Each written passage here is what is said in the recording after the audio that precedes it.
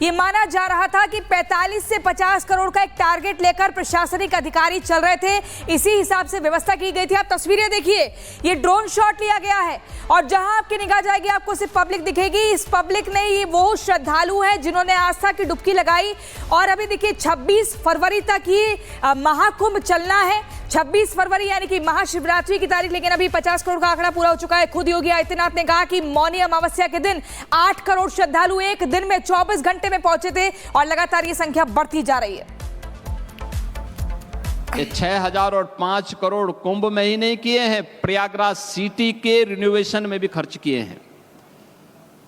कुंभ के आयोजन में कुल 1500 करोड़ रुपए खर्च हुए हैं और बदले में अगर उत्तर प्रदेश को 3 लाख करोड़ रुपए का लाभ होता हो और यहां की अर्थव्यवस्था सुदृढ़ होती हो तो मुझे लगता है कि यह उत्तर प्रदेश के नौजवानों के लिए, उत्तर प्रदेश की जनता जनार्दन के लिए और नए भारत के नए उत्तर प्रदेश के लिए, जिसे हम आदरणीय प्रधानमंत्री जी की प्रेरणा से भारत के ग्रोथ इंजन के रूप में स्थापित कर रहे हैं, उस दृष्टि से अत्यंत उपयुक्त है और समीचीन है। विकसित भारत का इंफ्रास्ट्रक्चर कैसा होना था आपने कुंभ में देखा कि अगर इनका इंफ्रास्ट्रक्चर अच्छा होता और जो तैयारी बताई थी कि 100 करोड़ की उन्होंने तैयारी की है, अगर 100 करोड़ की तैयारी होती तो लोगों को यह सुविधा नहीं होती। लोगों की जान गई है, लोग बड़े पैमाने पर परेशान हुए हैं। जाम में न केवल श्रद्धालु लोग और जो लोग आए थे दर्शन के लिए वो परेशान हुए, बल्कि आम जनता भी परेशान हुई है। लोगों की जान गई है। जो सरकार लगातार दावा कर रही है वो अभी तक ये नहीं बता पा रही कि जान कितनों की गई है। जब कोई बैंक खराब परफॉर्मेंस करती है, जब उसके जो एसेट्स होते हैं वो डिप्लीट होते हैं, तो आरबीआई इस प्रकार के प्रतिबंध लगाती है, उस पर इंक्वायरी करती है, डिप्लीट होने वाले एसेट्स को रोकने की कोशिश करती है। अभी मेरे पास इसकी पूरी जानकारी नहीं है, लेकिन इसकी जो प्राथमिक जानकारी है उसके आधार पर मैं कहना चाहता हूं कि निश्चित रूप से आरबीआई ने जो कार्रवाई की है वो सोच समझ कर ही की होगी। तो महाराष्ट्र के बीजेपी नेता किरीट सोमैया ने कहा कि बैंक पर गड़बड़ी के आरोप थे, इसी के चलते आरबीआई ने कार्रवाई की है। क्या कुछ कहा किरीट सोमैया ने, आपको सुनवाते हैं। इंडिया बैंक पर रिजर्व बैंक ने निर्बंध लगाया है। मैं डिपॉजिटर से प्रार्थना करूंगा कि आपको 5 लाख रुपए तक की बैलेंस फिक्स डिपॉजिट इंश्योरेंस के अंदर वापस मिलेगी।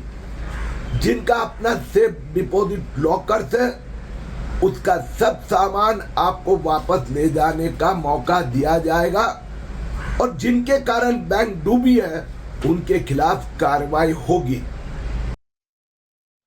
देखिए तस्वीरें हम आपको दिखा रहे हैं, लाइव तस्वीरें आप देख रहे हैं। न्यू इंडिया कोऑपरेटिव बैंक के बाहर लोगों की लंबी कतारें और बैंक के अंदर की तस्वीर जरा देखिए। सब कुछ आपको खाली नजर आएगा।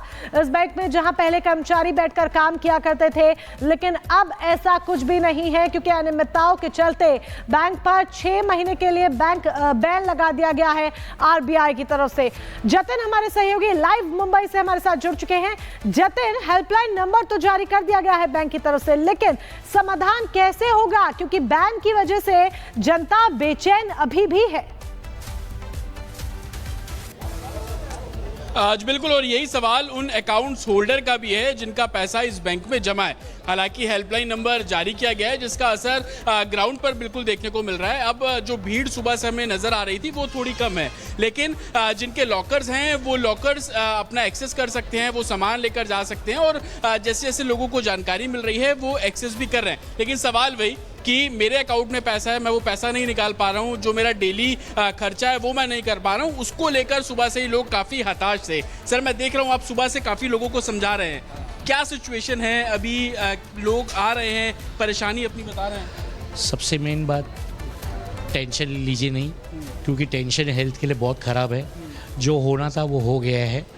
और दूसरी बात, लास्ट टाइम पे भी बहुत जन ने सुसाइड किया। ओशिवारा बैंक, कोई बैंक का नाम क्या था वो बैंक, पैसा कैसे मिलेगा जिसको खर्चा करना? उधर 90 डेज का वो लोगों ने लिखा है, लॉकर का वो लोग अलाउ कर रहे हैं। जो भी है 100% सेफ तो नहीं है। प्राइवेट बैंक्स का अभी इंश्योरेंस की बात कर रहे हैं आप, कितनी समस्या है एक आम आदमी को अगर 90 दिन तक पैसा ब्लॉक हो जाता है तो? अभी मुझे कुछ खरीदना है, गूगल पे करना है, नहीं हो रहा है और कोई उधारी देता नहीं है। तो अभी क्या करेंगे आप लोग बताओ? आप लोग बोलते हैं 6 महीना, तो 6 महीने तक कैसा निकालेंगे?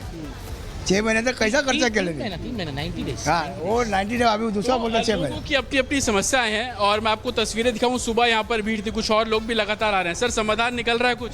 क्या समाधान निकलेगा ना, ये गारंटी है पूरा बैंक का कि हमें पैसा मिलेगा ही, आश्वासन पूरा गारंटी है।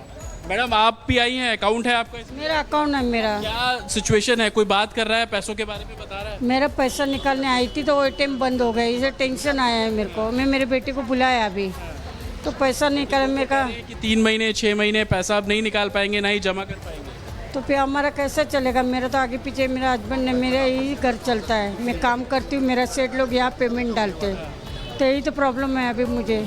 सर, आपको कितनी समस्या हो रही है? सर, बहुत प्रॉब्लम हो रहा है। मेरा ईएमआई जाता है बैंक का, मैं क्या बताऊं कि मैं इतने टेंशन में है। मेरा बजाज का ईएमआई जाता है, अभी मैं अकाउंट्स में, मेरे को क्या करें आप बताइए, आप लोग ठीक है जतिन, लोगों की ईएमआई जाती है, परेशान हो रहे हैं कि 90 दिनों तक पैसा ब्लॉक हो चुका है, अब कैसे मिलेगा, ये एक बड़ा सवाल है। लेकिन इसी बीच अब अगली खबर की तरफ रुख करते हैं और ये खबर महाकुंभ प्रयागराज से जुड़ी हुई है, जहां पर 50 करोड़ का जो आंकड़ा है वो पार हो चुका है।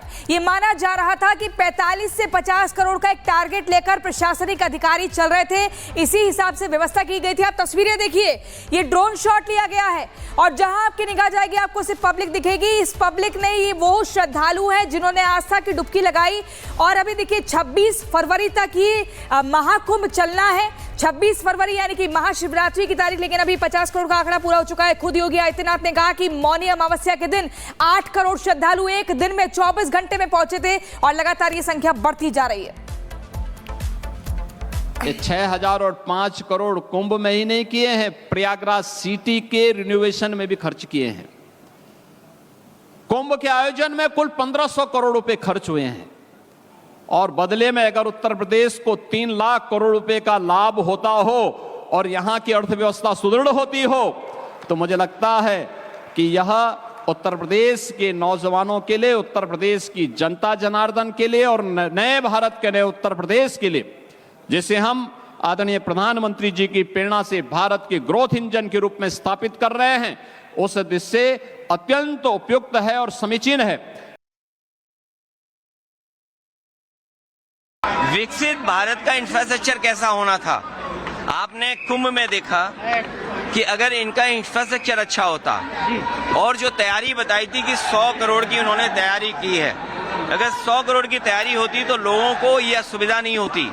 लोगों की जान गई है, लोग बड़े पैमाने पर परेशान हुए हैं। जाम में न केवल श्रद्धालु लोग और जो लोग आए थे दर्शन के लिए वो परेशान हुए, बल्कि आम जनता भी परेशान हुई है। लोगों की जान गई है। जो सरकार लगातार दावा कर रही है वो अभी तक ये नहीं बता पा रही कि जान कितनों की गई है।